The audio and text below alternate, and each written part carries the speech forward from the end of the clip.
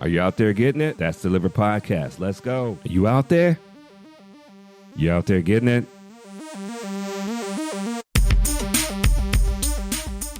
Hi, everyone. Welcome back to another episode of That's Delivered. I'm your host, Ray, and today we're diving into the topic that's incredibly important for us out here on the road, taking care of our bodies.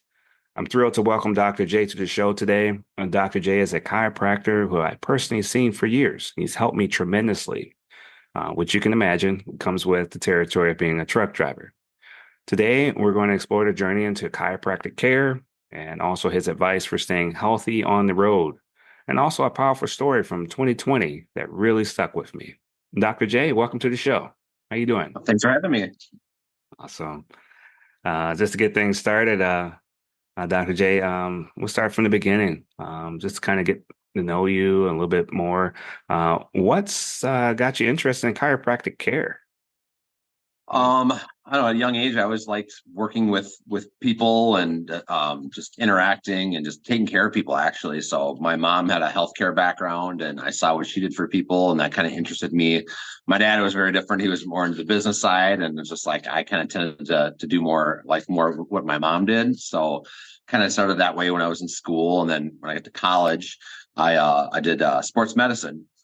So I did athletic training, sports medicine. So I helped athletes recover from injuries, rehab them from knee surgeries and, all sorts of injuries to get them back to competition. And I really enjoyed that. So I thought, well, I want to keep this going, but I really didn't like the hours of being a athletic trainer because it's a lot of nights and weekends. So I'm just like, what else can I do? So considered med school, and I looked at chiropractic. I did some shadowing of the two different things, and I really liked the idea of being a chiropractor because, one, all these people I talked to were their own bosses. They didn't have to deal with somebody else telling them what to do, and they were helping a lot of people. And I really like those two aspects of being my own boss and being able to help as many people as possible. And that's kind of how it came to be. Man, that's fascinating. When you hear about those stories of, how people started their career, you have a lot of facets that you have to go off of. I mean, is there any particular story in the early part of your career when working with athletes or in the sports medicine that you could recall?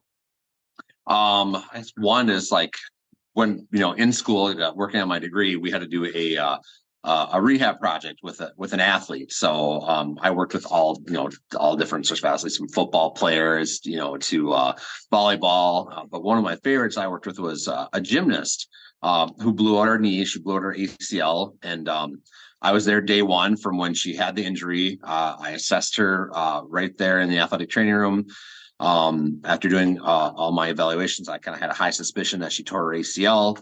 So we sent her up referred her for an MRI, came back positive. Yeah, ACL was gone. So the cool thing is we worked with back then the doctors at TRIA here in the Twin Cities. And the team doctor came down and said, okay, this is what we got to do. We got to schedule surgery. A few weeks later, that's probably about a month later, she was scheduled for surgery. So in the meantime, we had to do pre-therapy, which meant getting her leg built up as strong as possible before surgery, because after surgery, the muscles go through a period of atrophy. So it was really cool that I started with day one with her from the day that she was injured all the way through to her pre-rehab to post-surgery rehab as well. And we got her back to competing within 5 months. She was back to competing in gymnastics. So that one really stuck with me, just being with that person from day one all the way through to back to competition. So that was one of my most favorite ones that I worked with. Wow, man. So that it's like a journey to help them get back to where they need to go. Wow. Exactly.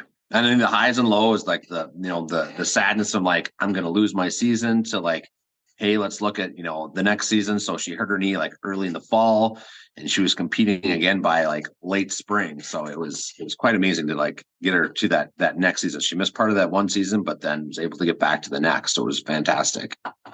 What was your experience like starting out when you, to get to that point?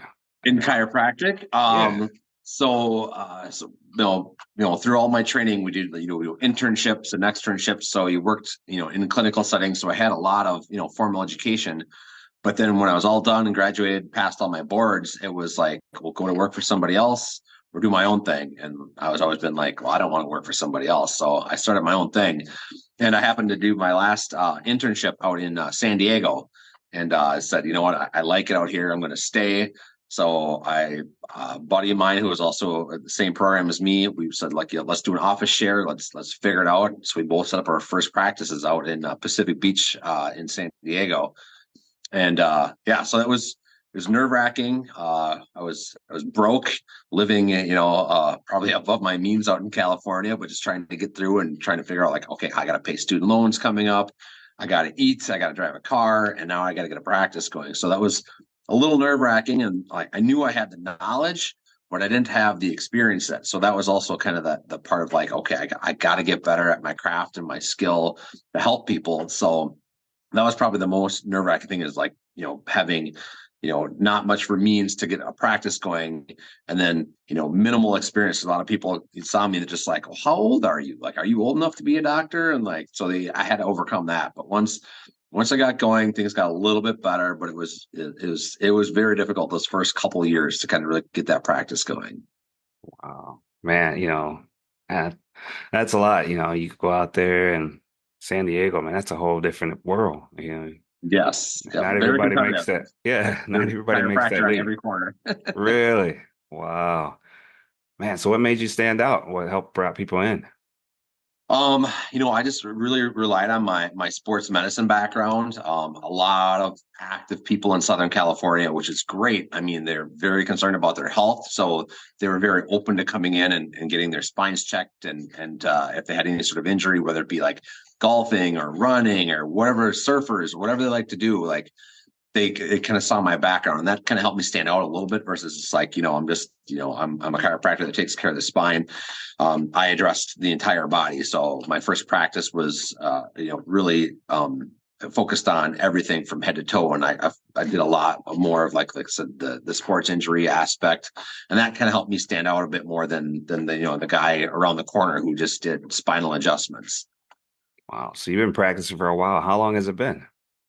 So I opened up my first practice in Pacific Beach, and it was March of 2004. So it's been 20 years since I opened my first practice. Hey, congratulations. Wow. Thank you. Thank you. Yeah, it's pretty cool. Same year my wife and I got married. So Oh, right on. that's a cool year. Yeah, 20 full years. Congrats to you. Yeah, thanks, man. Yeah. I got to keep working on my skill too. Always, always, Yeah. right? Oh man. So there's been some motivation, there's passion that goes into all that work over the years. Is there something about chiropractic care that continues to inspire you? Just, every day it's something new, right? It could be, a young kid that came in with something, and like that's fun. You're this kid's first experience with chiropractic. And it could be that 90-year-old person that's just been in chronic pain for a long time, and they decide, I tried this, and they come to see you. So like the different challenges every day that walk through my door, it's every day is a little bit different. There's not one day that's exactly the same as the last. So that keeps me going too. It's just like, it's a lot of new challenges, and always trying to stay on top of new procedures, new techniques, new therapies, that sort of stuff. So it's never a dull moment is what I say. Yeah. Is there a new technique that's on the horizon?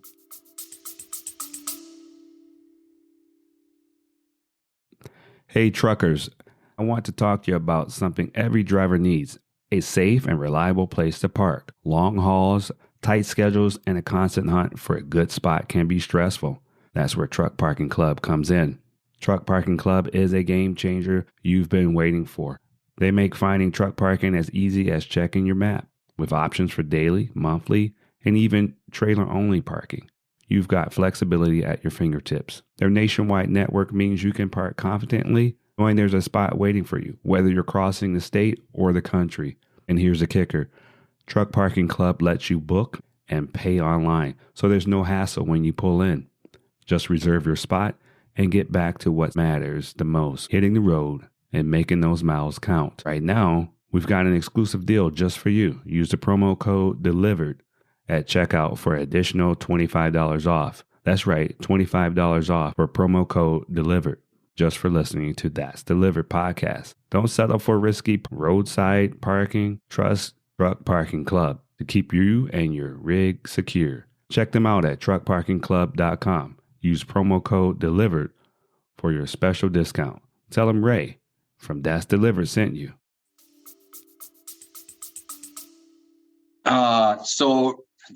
It's always ever evolving. Like there's a lot of therapies, like, the traction has become really big again, and it was big a long time ago. So like these traction tables are huge. And just, cold laser therapy was, probably about 10 years ago, kind of started getting big, and now it's kind of goes up and down. Dry needling is big in the last couple of years, which kind of like acupuncture, but a little bit different for what they're trying to do to the soft tissue. So, I mean, lots of new different things. And I don't employ all of them at my office because it would take, a big staff, and I'm a very small office, but there's always new things. So I'm always looking to see like what would fit best for my practice and the people that I treat. So a lot of my extra education comes in working with still more injury rehab, working with extremities, foot, knee, ankle conditions. I see a lot of people with foot issues like plantar fasciitis, neuromas, neuropathies, things like that, just trying to help them function better and be able to have them do what they want to do every day, whether it be like just go to work and they can do their job, or like, I want to enjoy my time on my weekends with my kids and be active. So those are the things that I really try to push for, is getting these people back to what they want to do and enjoy. Man, you make an impression on a lot of lives. That's amazing. And you made an impression on me as well. Good. I appreciate it. And you told me about this one story. I know it's probably a little personal. And if you're willing to share, I know 2020 was pretty stressful for a lot of people, everyone that went through it. I remember you sharing a story that really stuck with me during the George Floyd riots. Mm-hmm. Do you mention how your community came together to protect the neighborhood? Because I want to create unity, something positive.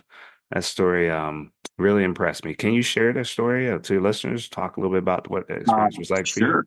Yeah, sure. So it was summer of 2020, and obviously a lot of social unrest. My house is about a mile from George Floyd Square, where it all went down. So there was a lot of people in our neighborhoods that were upset and angry, and rightfully so, and a lot of people that were just scared.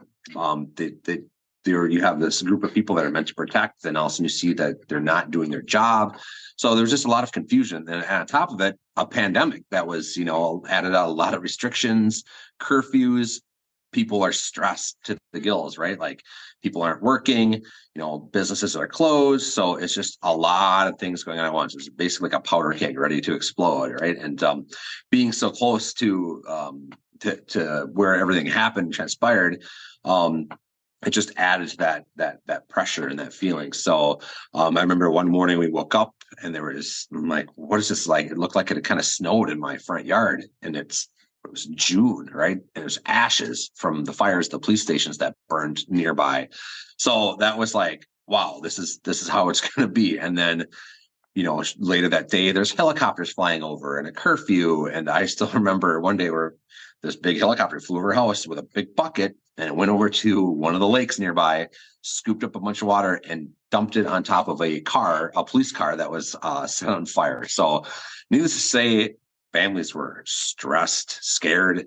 But being in a neighborhood that we knew a lot of our neighbors. We got to know a lot more. In a time of social distancing, people really came together, which is really cool. So we were all worried about our homes, our safety. So we started text threads. We did like little patrols around the neighborhood. And then across the street from where I live, there's a neighbors' homes, and then behind them there's a row of like small businesses, like restaurants and shops, and a lot of places that were being targeted were businesses. So we saw like people are coming in, boarding up windows, that sort of stuff, and then just talking to different community leaders. There's like, well, but people want to start fires, so there's like try to keep any debris, like if you have like wood or lumber or branches, like clean them up, get them out of your yard, get them out of your driveway, that sort of stuff. So us being behind these businesses, and especially our neighbors across the street, we're like, we want to protect you guys. So we We padlocked dumpsters together so people couldn't move them, because a lot of places they were moving dumpsters to block entrances for fire departments, so they couldn't get in and put out fires. So we were chaining those things up to buildings. So they couldn't start on fire. We were one place is a restaurant that had a big grease like dumpster basically. So we filled that with water so they couldn't light that on fire. And we did a lot of preparation. And the really eerie thing was we saw a lot of people in our neighborhood that we had never seen before. And they weren't local. They weren't there to protest. They were there just to cause trouble, to be honest with you. So we were very aware of the people that were coming in and out of the neighborhood. And it was just one of those things to let them know that we see you. We see that, you probably shouldn't be here. You're probably up to no good. And we're going to let you know that we don't want you here. So we just said, we kept eyes on them and made sure that, things were as safe as we could. Fortunately, our neighborhood came out rather unscathed. Some broken windows in the businesses, some unfortunately the police stations and the post office down the road didn't do so well. But yeah, just a lot of craziness. So in my little bubble of my neighborhood, we did okay, but in the grand scheme, our city really suffered. And we're still recovering from it, to be honest with you. And there's still a lot of like distrust amongst neighbors when it comes to like law enforcement and like people who are supposed to be taking care of us. But hopefully as time moves on, we heal and we keep coming together as a community to like, move forward and do better. And it sounds like that was a projection of what you do every day. When you want people to heal, you want people to get better, you put in all that work, that physical exercise that you had to do with all the water and moving things around, and also the communication. I mean, that was like the height of a lot of your skill set. And you put that together with your neighborhood, man. That was amazing. That's funny. I never thought of that, Ray, until you just said that. So that's a really good connection. So yeah, and it was like, and I was just one person. Like we had outstanding neighbors all around, and it was, you're always looking for, leaders, but at some point it's just a matter of like everybody chipping in, doing what they can. And that's really what happened. Like everybody came together, did what they could, and, we all became better for it. Nice. Nice. I mean, that was a great example that really stuck with me for that for that purpose too, because you didn't wait for someone to give direction. You guys took that matter in your hands and you made the best of it. And that's what we're trying to do even today. I mean, going to the chiropractor, going to what people are getting therapy, they're trying to get their mind right, get their body right. That was a lot of physical exertion. Man, did you suffer from that too? You needed chiropractic? Well, yeah, I would go to the chiropractor too, but it's like, I think it was mostly just that mentally draining of like, I was trying to think of like, what else do we need to do? What can we do to protect ourselves and that? So, but yeah, it was, looking back, I guess like, yeah, it was pretty physical too. Yeah, a lot of stress on the body, a lot of stress on the mind. For sure. Wow. I think we all aged a few extra years that summer. Yeah, for sure. I got a lot more gray hair after that year. Man. So, man, that's a great story. And I think it turned out well. Like you said, your neighborhood didn't suffer too much from that. And it could be because of the efforts that you guys put in. So, man, what an incredible story. It's also important to hear about in communities when they stick together. I appreciate you sharing that. Let's shift gears a little bit and let's talk about something that's close to the hearts and backs of all truck drivers out there. We spend so many hours on the road, and it can really take a toll on our bodies. For example, we have some experiences where most common truck drivers face when they come to see you. Do you see any common issues or any things that you can pinpoint that maybe help them? Yeah, and it ranges, a lot of it is back issues, neck issues from prolonged driving those big rigs, sitting in that seat for several hours a day, taking, even with good truck seats, the vibration and the inactivity, like I know trucking is physical, but you're still sitting in this one position for a long period of time. And the best thing is when you guys are able to get out of your trucks and move. I know depending on what that person's delivering and what they do. Sometimes they just drop a trailer. Sometimes they're physically unloading the trailer. And that can also be a new type of stress. But the biggest thing I see for especially a lot of the over the road truckers, even it's like day haulers, it's like they're just sitting for so long and they get these conditions where the muscles want to shorten in those positions and stay that way because they're used to that shortened position because they're sitting for so long. So we see a lot of like back stiffness, back pain, sometimes the pain that's starting to radiate down the legs, known as sciatica, neck and shoulder issues from turning that wheel. And I know most of the trucks now are going to automatic, which has probably helped with like the clutching and the shifting of like the repetitive of the arm. But it's just the biggest thing is the lack of mobility of a lot of your big body parts, your legs and your core and everything. So it takes its toll. If we're sitting for long periods of time, it's not an optimal position for our spine and our joints to be in, because like I said, one area the muscles want to shorten, the other areas have to lengthen, and then they want to stay that way. So what we need to do is combat that by lengthening those shortened muscles, moving those joints, getting those gross motions done, the shoulders, the elbows, the hips, the knees.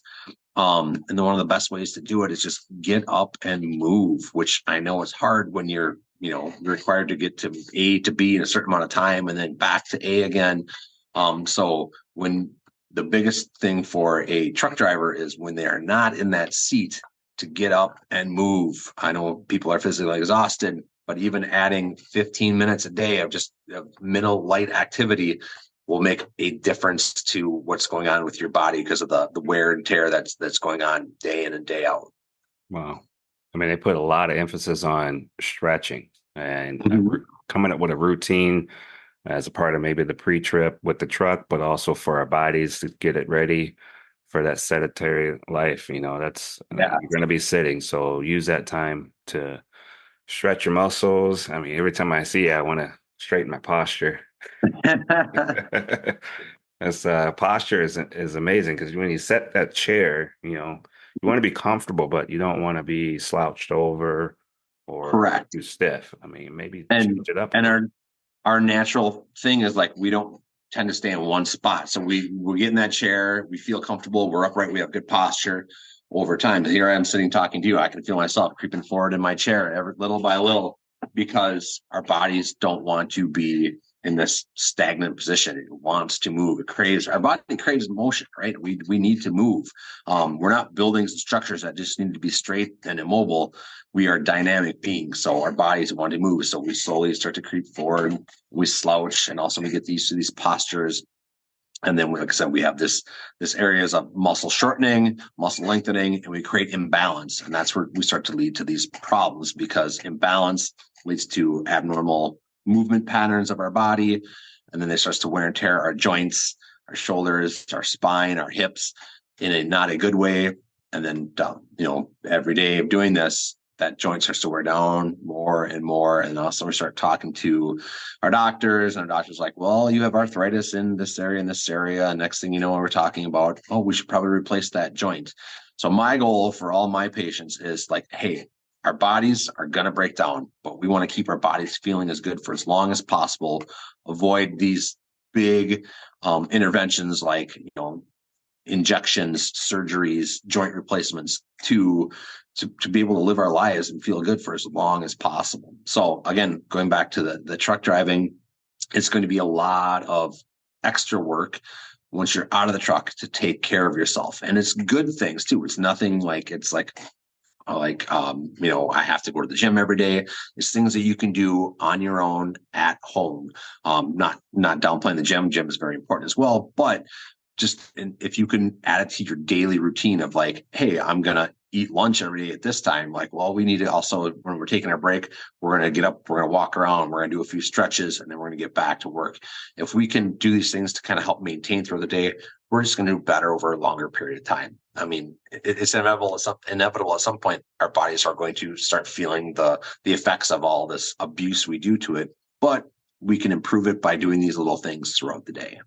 Yeah, it's crazy. I'll sit next to another truck driver and you kind of look over, glance out the window, and you see their head down, and they're on the phone. So, Yeah. not moving again, but I know they want to mentally escape to some place Yes. that where there's less stress but you're sitting there on your break hunched over, Hmm. it's not helping. It's not No, helping. Yeah. no, it's not. It's not. And it's one of those where technology is great for certain things. I'm guilty of it too. I'll also catch myself like, gosh, I'm just looking down and I'm hunching over my phone. I'm like, what am I doing? Like, if I want to be on my phone, let's okay, do a better posture. Then two, like, let's limit our screen time. I mean, we do it with our children, and we say, like, you can't watch cartoons all day long every day or be on your iPad. So we also need to do it with ourselves, be present, not just for those around us, but for ourselves. Because when we are present, knowing that, like, hey, what I'm doing is going to be detrimental to my body, we're more likely to maybe limit the amount of time that we're doing these things. But I get, like, yes, I need a break. I need to escape from doing what I'm doing. My mind needs to do something else, which is good. Set a time, but also set a time to, like, hey, I need to go out and walk. I'm going to do, like, 3 laps around my truck. Maybe do an inspection check, or maybe just, like, mostly just to stretch those legs and get those joints moving again. So it's the little things that will make the difference for sure. Yeah. I know some drivers, they try to power through. Let's say they Mhm. go for a long drive out of state and come back. Maybe it's just a neighboring state, and they don't take that time to just get out and look around the truck, because that also not just for the truck, but that's good for your body. Yes. Take some time to drink and get hydrated, because then you're consuming water, but you don't want to consume too much where you have to get out every 5 minutes, but you got to find that balance, man. That's a little tricky. Um, Totally. yeah, so hydration is huge. How important is hydration for truck Oh, I drivers? mean, our bodies depend on water for all functions, right? If our muscles are dehydrated, they're going to shorten. And you're already putting some muscles in a shortened position due to your posture and your seated position. So very important for the muscles to have water. Also, your nervous system and your joints. If there's not enough water in your body, things become dehydrated, and it's more wear and tear on your joints. Your joints need lubrication, kind of like the oil can for the Tin Man, to keep things moving properly. When they don't have that proper lubrication for movement, it's going to wear down quicker. And then we start creating chronic problems. And again, we go down that road of, like, okay, now I'm taking ibuprofen every day because my hip hurts or my shoulder hurts. And then that keeps that deals with the pain for a temporary time. And then it's something more invasive. Maybe it's a cortisone injection. And then also, again, we start talking, oh, this joint's not looking so good. We got to think about replacing it. And these are things that, when you're younger, truckers that are in their, like, 20s and 30s, like, they maybe feel the effects, but they recover quicker because of their age. But if you're going to do this job for a longer period of time, it's going to take its toll. And those are the people that also, when I see this, they're just like, I wish I would have started doing something sooner.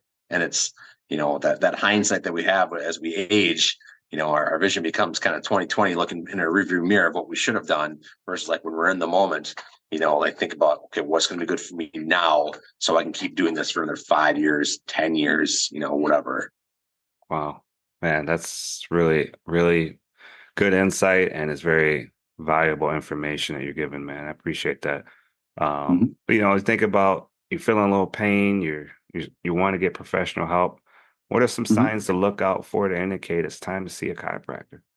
Well, one thing I would say is, like, for the type of work that you guys do, you should all at least get checked out, see if there's any problem areas.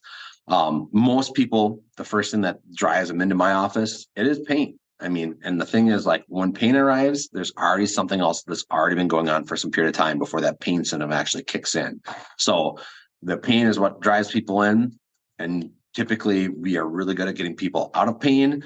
The problem lies then is, like, as soon as that pain kind of goes away, they're like, I must be better. And then they kind of discontinue what they should be doing. They go back to their normal routines, and then also becomes a repetitive pattern. It's just like, well, you didn't really fix me up, doc. I'm having this pain again. It's like, well, are you doing your stretches? Are you exercising? Are you drinking enough water throughout the day? Well, I'm better than before. And that's good. Better than before is good, but it's not probably enough. So, what I always recommend too, once I help people, get them out of that initial phase, which is that acute or pain phase, I'm just like, okay, now we need to figure out things to do to stabilize this condition. Okay, what do you do every day? I sit and drive a truck. Okay, we got to figure out ways to lengthen these shortened muscles. We want to stabilize these muscles by making them stronger. We want to hydrate these muscles by drinking more water. So just approach these things, and then it's like, we got to get these joints moving. more, in a better position. So we got to see the chiropractor, and it's, everybody's different. Every chiropractor is a little bit different. Some chiropractors will be like, oh, you should see me, once a week in perpetuity. And my feeling is, you know what, let's see you as little as possible, but to have the most benefit there is. And the best way to do that is to put the homework on the patient. If you do these things on your own, you're less likely to need me as much. Every once in a while, your body's going to need a little bit. Maybe it's monthly, maybe it's every other month, maybe it's once a quarter. Everybody, again, is a little different in how their bodies respond to the stress and what they're doing to take care of themselves, outside of the treatment office. So there are things to look at as far as like, okay, are there pre-existing conditions, that sort of stuff. But all in all the truck drivers should get checked, kind of start a baseline, get yourself feeling, moving better. And then from there, you figure out a plan that works best for you. And that's attainable, because some people are going to be like, I can't go see the chiropractor every week. And I get it. You're busy. You're on the road. You got families, but you're going to figure out a time, an amount of time that's going to help you do better in all facets of your life, doing your job, being with your family, doing the activities that you like to do. When your body's feeling good, you're more likely to do all those different things. Yeah, you make better decisions too. Yes. Yeah, so that's the tricky part is, if you don't have a chiropractor, some people are very hesitant to have someone work on their body, and they think, I could get hurt. They may not know what they're doing. How do you help people feel at ease of picking a chiropractor? I wish they all could come to you. Oh, it's kind of like choosing a mechanic, right? Like, who do you trust, right? Yeah, So yeah, I always tell people, like, I mean, the great thing now, again, we'll go back to our technology. There's reviews, there's, referrals are great from people that have already been to somebody. But at the end of the day, it has to be the chiropractor that's right for you, that makes sense for you with what you want to get out of it with your philosophy. If somebody comes in and says, I only want this one technique done to me, and that's all I want, I'm going to tell them I might not be the right chiropractor for you, because I don't really do that technique. I may think you need this and this and this, but if this is what you want, let's see if we can find somebody else that'll do that for you. Okay. So I'll be upfront with them. It's like, if it's not a good fit, you don't want me as a chiropractor, and I probably don't want you as a patient, because we're not going to get the results that we want. And then we both get frustrated. Right. So, and I always tell people too, is like, you'll know after a matter of a couple of visits with a chiropractor if like that chiropractor is the right fit for you. Said I'm not for everybody, and everybody's not for me either. So I have, in my field, I know a lot of different chiropractors, and some techniques I like, some I don't. So the ones that I do like, those are the people that I'm going to go see, and the ones that I don't, those are the ones that I'm not going to see. So it's a very personal thing for everybody. Like I said, some people can tolerate or prefer a more aggressive adjustment, and some people want more light force. So it really comes down to preference. But at the end of the day, from, let's say, light force to a more aggressive force chiropractor, the bottom line is, as long as each of those chiropractors are getting results for that patient, that's all that matters. How we get there is another story. But as long as the results are there, that's the important thing. so they don't have to worry about getting injured so much because, it's got these horror stories. I know there's quite a few people I work with. They said they went and um, they got it. They felt like they got injured. I don't know how they Mhm. does. I mean, what's the percentage of that happening? Is that something they talk about at seminars for you guys, or I mean, And I don't know yeah, how, like, study wise, there's not a lot of, like, like medical studies, like, okay, this percentage of people get hurt at the chiropractor. It's very low, I can tell you that much. And a lot of times too, when people start with a chiropractor, there's a period of, like, where the body's going to feel a little bit worse. I always tell newer patients, like, the first time you come see me, especially if you're coming with an injury, you're probably going to feel a little worse the first one or two visits, because I'm making these changes to your body, and your muscle system, your neurological system is going to resist it. And it's going to create more inflammation for, a period of time. So we combat that with some, ice packs, some home stretches, things to do to help them feel better. But typically after one or two visits, we're done with that phase, and we move to the next, to where things are just feeling better after each treatment. But again, just like mechanics, just like truck drivers, there's great ones, there's good ones, there's average ones, and there's some that just aren't that great, and sometimes you end up with one that's not great and you have a bad experience. Yeah, and that's too bad because you go in there to feel better. Guess you just have to kind of take that risk to get that gain. Yeah. So, And I would makes say, sense. and I wouldn't look at it as a risk. It's like most, if you open up your Google and you went down the list, out of those chiropractors, you're going to find 95 out of 100 are going to be great. There's maybe those 5 that just aren't. And again, it might just be that their technique that they use is not right for you. So it's not that they're a bad chiropractor. It's just the technique that they use is not great. So then it's time to find somebody else that will work better for you. Yeah, ask your friends, ask people that you know, Yeah, for and you're sure. getting good results too. Don't just go to somebody and then you find out that, oh, they just got their license. I know they got to learn too, but if Yes, you're weary, if you're afraid, go with some good reviews and lean totally. toward those that have taken care of someone That's Yeah, that's and that's a that's good that's always advice. huge, right? Like I like to hire if it's a like somebody needs to do like I need to get new siding on my house. I'm gonna ask my neighbors like, who did you use? And a lot of times I'll follow through with they're like, oh, this guy was great, or like, don't hire this guy. And like more people will talk about the bad situation, the bad experiences than the good. But if you find, like, hey, once you have that experience with that person, you'll know within a matter of a visit or two if it's for you or not. Thanks for speaking on that because I, Yeah. I I tell people I go to see a chiropractor and they go, "Whoa, be careful." And I'm like, "What? I got Dr. J." Of course. Yeah. Yeah, they don't know. Yeah, you gotta try it and hopefully you get the results you need for your experience. I mean, that's very valuable information you're giving us, giving a lot of people something to think about. I think your story and your advice is going to help a lot of people out there on the road. I'm grateful for all the years you've given me. I Right. mean, man, going out there with that truck and lifting 80,000 pounds of Coca-Cola, that took a toll on my body.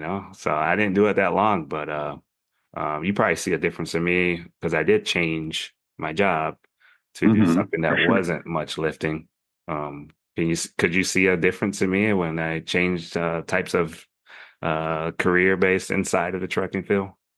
The amount of time that or I should say, the frequency that you need to come see me definitely went down Yeah. because instead of like killing your body every day, now it's that kind of like that chronic, sustained, over the road trucking type stuff that still takes its toll, Yeah. but you're able to exercise, walk, stretch to take care of yourself, and then you come see me less frequently than before because you're not lifting, like you said, 80,000 pounds every day. Something silly like that, man. Yeah. But I do get stuck in that moment where I wait for something to not feel comfortable, and that I should come more on a regular basis. I do know Yes, and that that's I got to try you. to do better with that. I get stuck in Yeah. that whole. All right, I'm feeling pretty good right now. Yeah. No, Ray, you're just like everybody else. Like, so you're feeling good. You think about it. You don't think about it, right? So Yeah, yeah, a lot of my patients, whether no matter what they do, like when they say, like, I want to make sure that I don't have to go through this, acute phase, this flare up phase again. I'm like, well, let's just put you on the books. Let's figure out, is it once every 4 weeks? Is it once every 6, 8 weeks? And then we put it on the schedule, and that way it's there. And then if they're like, I'm feeling good, they call me, they text me, and we bump it back a week or 2 weeks or a month sometimes. And other ones will be like, you know what, I want to come a little bit sooner. Let's move you up. So the thing is, like, at least when there's an appointment there, it's in their mind, it's in my mind. We don't lose track of these things. nice, nice, very good. Scheduling is important. Yeah. So let's kind of wrap it up. I know you got a busy day Mhm. ahead of you, and you're going to have great patients come in looking for your care. I really appreciate you putting the word out there because also too, you're spreading that joy, you're spreading that knowledge to people so that they can take care of themselves as well, even if they're not coming to see you. So Right. yeah, Yep. thank you Yeah. so You much. don't see me, see somebody else for sure. Right. Yeah. Well, so to everyone that's listening, thanks for tuning in to another episode of That's Delivered. And remember, your health is just as important as the cargo you're hauling. So take care of yourselves out there. If you enjoyed this episode, be sure to subscribe, leave a review, and share it with your fellow drivers. Until next time, let's keep those wheels turning and stay safe on the road. All right. Thanks, Dr. J. Appreciate it. Thank you, Ray. Yeah.